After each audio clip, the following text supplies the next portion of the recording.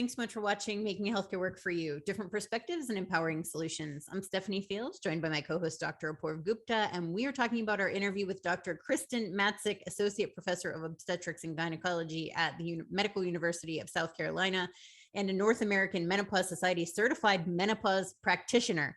And it was just really cool to have this conversation with her because you don't have this conversation anywhere else. And as a 40-year-old woman who's approaching the age where these things happen, it's nice to hear about what's happening, because so many times I feel like menopause is like behavioral health, that it's something that everybody has and has to deal with. All women have to deal with menopause happening. Hopefully you live long enough for that to happen, but nobody talks about it. So it's kind of has a stigma around it.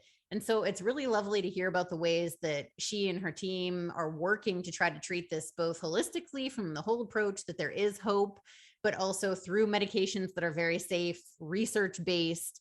It was an amazing conversation that's more transparent than most I've ever heard about menopause. Apoorv, what were your takeaways? Loved it, Stephanie. Totally with you. I think Kristen just has such a wonderful way, easygoing, easy to connect with. You can see why her patients want to come to her and talk to her about this, because now she's an expert and she's open, right? So instead of stigmatizing it and making it feel like, well, we don't have the time for you to talk about this, this isn't as important of an issue, you can just deal with it, or it's just aging gracefully. It's just about creating a safe and an open and private space in which someone is willing to talk about it. And it's got some significant issues. It's got a lot of relationship issues, a lot of mental health and other health related issues that can come along with menopause. And so I think it's an important area that she's helping to provide some more focus on.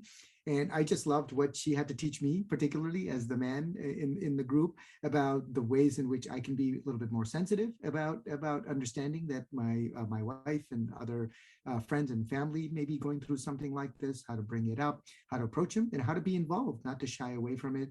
So I'm hoping that I'll be able to do my part in continuing to get that message out there. I'm so excited that when, as this video releases, that I'll be able to share it, more broadly, and hopefully we can get the word out that there is something you can do for menopause. And as you said, there is hope. I look forward to your white paper about relationship development based on positive menopause conversations.